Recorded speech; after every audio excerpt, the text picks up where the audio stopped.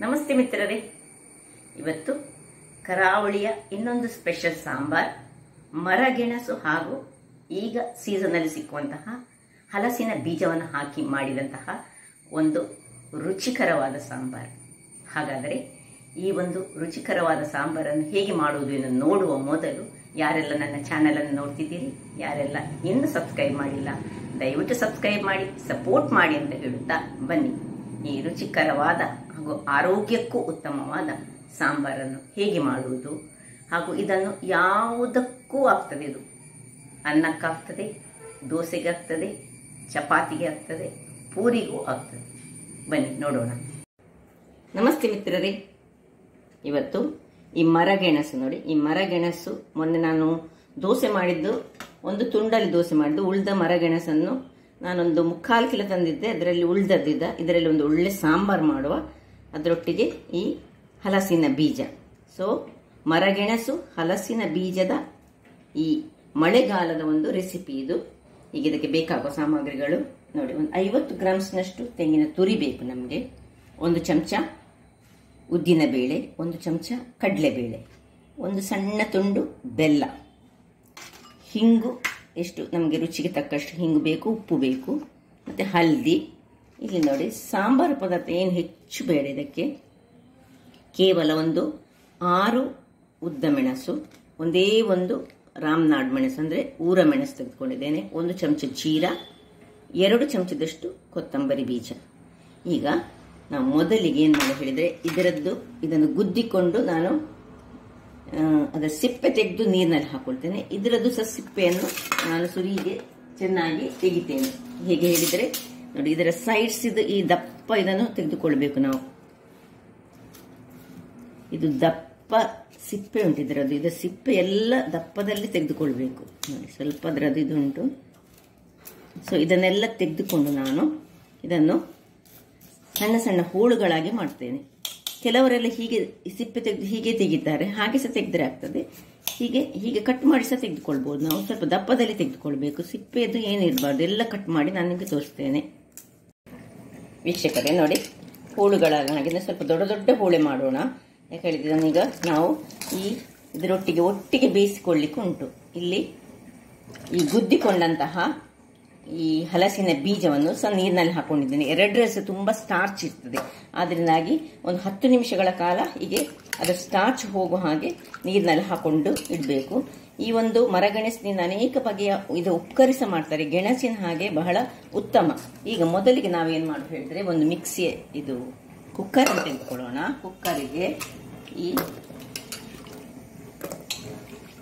ತುಂಡುಗಳನ್ನು ಹಾಕೊಳ್ಳೋಣ. ಇನ್ನು ಹಲಸಿನ ಬೀಜವನ್ನು ಹಾಕೊಳ್ತೇನೆ.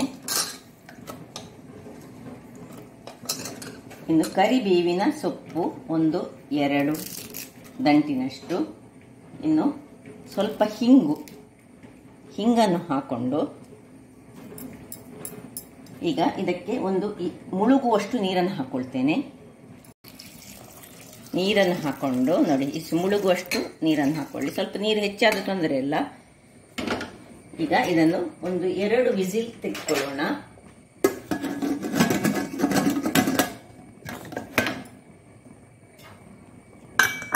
ಸೊ ಇನ್ನು ಮಸಾಲೆಗೆ ರೆಡಿ ಮಾಡಿಕೊಳ್ಳೋಣ. ವೀಕ್ಷಕರೇ, ಇಲ್ಲಿ ಒಂದು ಕಬ್ಬಿಣದ ಬಾಣಲೆಯನ್ನು ಇಟ್ಕೊಂಡಿದ್ದೇನೆ ನೋಡಿ. ಇದಕ್ಕೆ 1 ಚಮಚದಷ್ಟು ಎಣ್ಣೆಯನ್ನು ಹಾಕೊಂಡು ಮೊದಲಿಗೆ ಈ ಕಡಲೆಬೇಳೆಯನ್ನು ಸ್ವಲ್ಪ ಹುರಿಯೋಣ.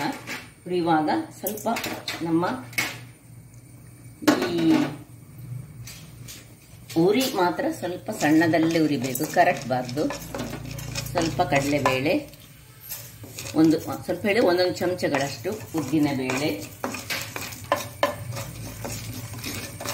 ಇನ್ನು ಬೇವನ್ನು ಹಾಕೊಳ್ಳೋಣ, ಅಂದರೆ ಒಗ್ಗರಣೆಯ ಸೊಪ್ಪು.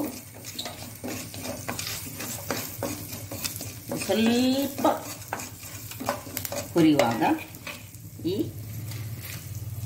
ಮೆಣಸು, ಜೀರಾ ಹಾಗೂ ಕೊತ್ತಂಬರಿ ಎಲ್ಲವನ್ನು ಹಾಕೊಳ್ತಿದ್ದೇನೆ. ಇನ್ನು 4 ಮೆಂತೆಯನ್ನು ಹಾಕೊಳ್ತೇನೆ, ಮತ್ತೊಂದು 5 ಕರಿಮೆಣಸನ್ನು ಹಾಕೊಳ್ತೇನೆ. ಇಲ್ಲಿ ನೋಡಿ, ಇಷ್ಟು ಮೆಂತೆ, ಇದರಲ್ಲಿ ಒಂದು 1/4 ಚಮಚ ಇರ್ಬೋದು. ಇನ್ನು ಒಂದು 5-10 ಕರಿಮೆಣಸು. ಸ್ವಲ್ಪ ಖಾರ ನಿಮಗೆ ಜಾಸ್ತಿ ಬೇಕಿದ್ರೆ ಸ್ವಲ್ಪ ಒಂದು ಹೆಚ್ಚನ್ನು ಹಾಕ್ಕೊಳ್ಬೋದು. ಸೊ ಇದನ್ನು ಚೆನ್ನಾಗಿ ಫ್ರೈ ಮಾಡ್ಕೊಳ್ತಿದ್ದೇನೆ.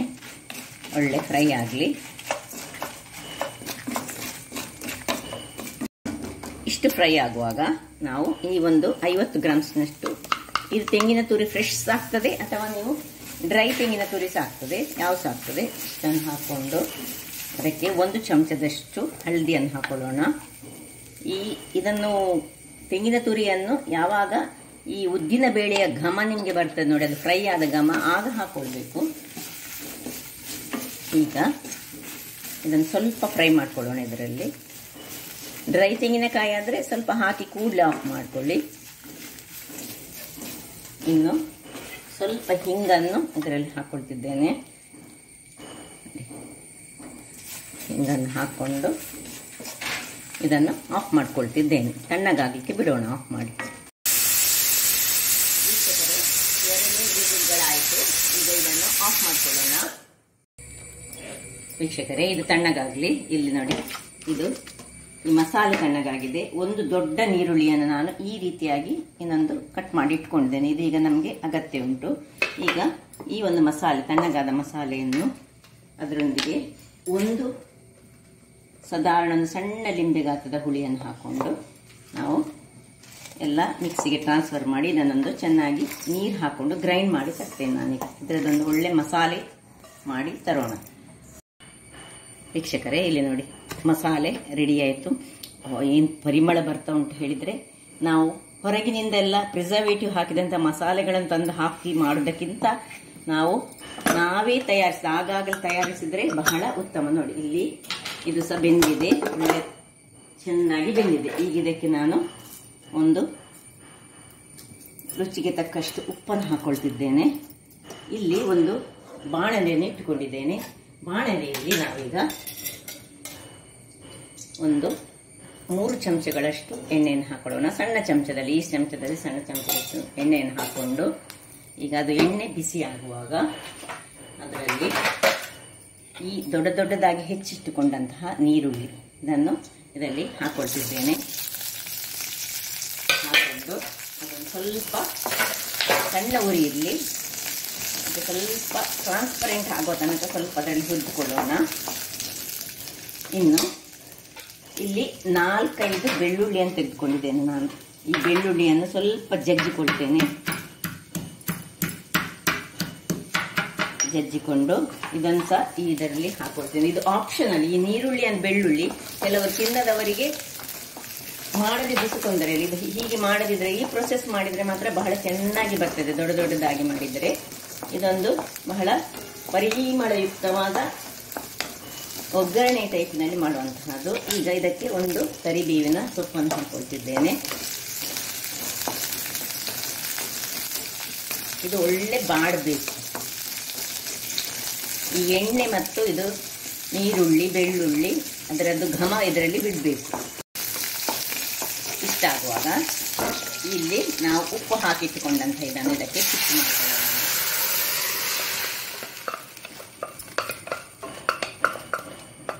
ಇದು ಬಹಳ ರುಚಿಯಾಗಿ ಬರ್ತದೆ. ಈ ಮರಗೆಣಸು ಹೆಚ್ಚಾಗಿ ಹೇಗೆ ಪದಾರ್ಥ ಮಾಡೋದು ಹೇಳಿ ತುಂಬಾ ಮಂದಿಗೆ ಗೊತ್ತಿರುವುದಿಲ್ಲ. ನೋಡಿ, ಹೀಗೆ ಮರಗೆಣಸು ಇದ್ದರೆ ಈ ರೀತಿಯಾಗಿ ನಾವು ಮಾಡಿಕೊಳ್ಬಹುದು. ಇದನ್ನು ಈಗ ಸ್ವಲ್ಪ ಮುಚ್ಚಳವನ್ನು ಮುಚ್ಚಿ ಉಪ್ಪು ಎಳೆದುಕೊಳ್ಳುವವರೆಗೆ 1 ನಿಮಿಷಗಳ ಕಾಲ ಬೇಯಿಸಿಕೊಳ್ಳೋಣ. ವೀಕ್ಷಕರೇ, ಹೀಗೆ ನೋಡಿ, ಒಂದು ಕುದಿ ಬರುವಾಗ ಈಗ ಇದಕ್ಕೆ 1 ತುಂಡಿನಷ್ಟು ಬೆಲ್ಲವನ್ನು ಹಾಕೊಳ್ತಿದ್ದೇನೆ ನಾನು. ಬೆಲ್ಲದ ಪುಡಿ ಇದ್ದರೆ ಬೆಲ್ಲದ ಪುಡಿ ಸಹ ಹಾಕೊಳ್ಬಹುದು. ಕಲಡಿಸ್ಕೊಳ್ಳೋಣ. ಇನ್ನು ಈ ಮಸಾಲೆ ಏನು ನಾವು ತಯಾರಿಸಿದ್ದೇವೆ ಇದನ್ನು ಇದಕ್ಕೆ ಶಿಫ್ಟ್ ಮಾಡಿಕೊಳ್ಳೋಣ. ಘಮಘಮಾಯುಕ್ತವಾದ ಒಂದು ಮರಗೆಣಸಿನ ಸಾಂಬಾರ್, ಅದರೊಟ್ಟಿಗೆ ಈಗ ಈ ಸೀಸನ್ನಲ್ಲಿ ದೊರಕುವಂತಹ ಜಾಕ್ ಫ್ರೂಟ್ ಸೀಡ್, ಹಲಸಿನ ಬೀಜದ ಬೀಜ. ಇದಕ್ಕೆ ಸ್ವಲ್ಪ ನೀರನ್ನು ನೋಡಿ, ಈ ಮಿಕ್ಸಿ ಜಾರಿಗೆ ಸ್ವಲ್ಪ ನೀರನ್ನು ಹಾಕೊಂಡು, ಎಷ್ಟು ನಿಮಗೆ ತೆಳು ಬೇಕು ದಪ್ಪಸಿಟ್ಕೊಳ್ಬಹುದು, ಗಶಿ ಆಗಿಸಿ ಇಟ್ಕೊಳ್ಬಹುದು, ಅಥವಾ ತೆಳುವಾದರೆ ತೆಳುವಾಗಿ ಸಹ ಇಟ್ಕೊಳ್ಬಹುದು.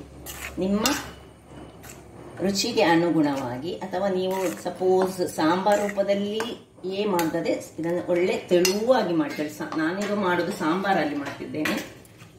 ಆಪ್ಷನ್ಸ್ ಉಂಟು, ನಿಮಗೆ ಬೇಕಿದ್ರೆ ನೀವು ಸ್ವಲ್ಪ ದಪ್ಪದಲ್ಲಿ ಇಟ್ಕೊಳ್ಬೋದು. ಇದು ಸಹ ಈಗ ದಪ್ಪ ಆಯಿತು ನೋಡಿ. ಇನ್ನು ಸ್ವಲ್ಪ ನೀರನ್ನು ಹಾಕೊಳ್ತಿದ್ದೇನೆ ನಾನು. ಇನ್ನು ಒಳ್ಳೆ ಕುದಿ ಬರಲಿಕ್ಕೆ ಬಿಡೋಣ. ಅದಕ್ಕಿಂತ ಬೇರೆ ಏನು ಒಗ್ಗರಣೆ ಅಂತ ಹೇಳಿ ಏನಿಲ್ಲ, ಒಗ್ಗರಣೆ ಮೊದಲೇ ಕೊಟ್ಟಿದ್ದೇವೆ. ಒಳ್ಳೆ ಕುದಿ ಬರಲಿ. ವೀಕ್ಷಕರೇ, ಇಲ್ಲಿ ನೋಡಿ ಒಳ್ಳೆ ಕುದಿ ಬರ್ತಾ ಉಂಟು. ಈಗ ಇದನ್ನು ನಾವು ತೆಗೆದುಕೊಳ್ಳೋಣ.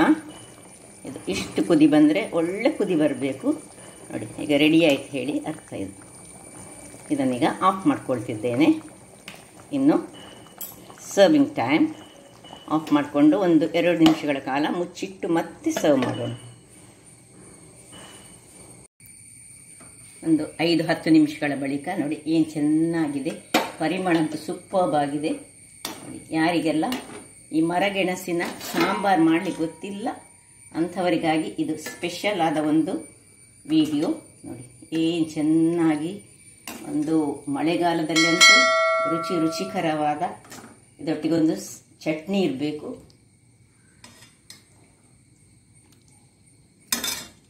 ಹಾಗಾದರೆ ನೋಡಿದ್ರಲ್ಲ ವೀಕ್ಷಕರೇ, ಈ ಒಂದು ಸೂಪರ್ ಸಾಂಬಾರ್ ಮರಗೆಣಸಿನಿಂದ ಮಾಡಿದಂತಹ ಹಾಗೂ ಸೀಸನಲ್ ಆಗಿ ಸಿಕ್ಕುವಂಥ ಜಾಕ್ ಫ್ರೂಟ್ನ ಸಾಂಬಾರ್. ಹಾಗಾದರೆ ನನ್ನ ಈ ಕುಕಿಂಗ್ ಚಾನಲ್ ನಿಮಗೆ ಇಷ್ಟ ಆದರೆ ಬೋಳು ಸುವರ್ಣ ಚಾನಲನ್ನು ಲೈಕ್ ಮಾಡಿ, ಶೇರ್ ಮಾಡಿ ಹಾಗೂ ಸಬ್ಸ್ಕ್ರೈಬ್ ಮಾಡಿ ಹಾಗೂ ನನ್ನ ಇನ್ಸ್ಟಾಗ್ರಾಮ್ ಪೇಜನ್ನು ಫಾಲೋ ಮಾಡಿ. ಧನ್ಯವಾದಗಳು.